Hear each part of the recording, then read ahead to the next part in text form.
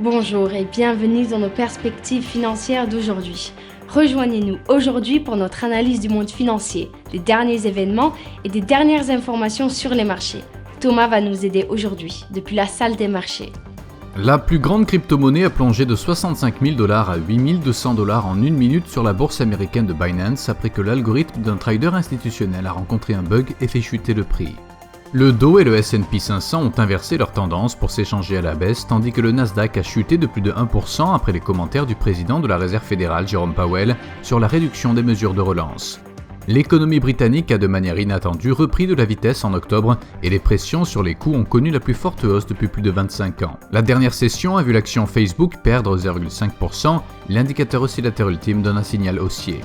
La paire euro-dollar s'est échangée latéralement lors de la dernière session, l'indicateur stochastique RSI indique un marché suracheté. La paire livre-sterling-dollar s'est échangée latéralement lors de la dernière session, l'indicateur stochastique RSI indique un mouvement haussier.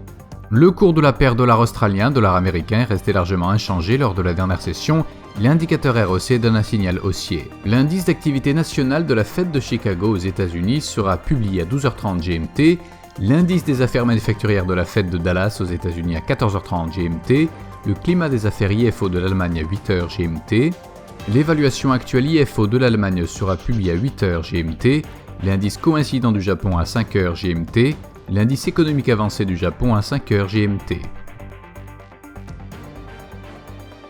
Nous espérons que vous avez apprécié nos perspectives du marché d'aujourd'hui.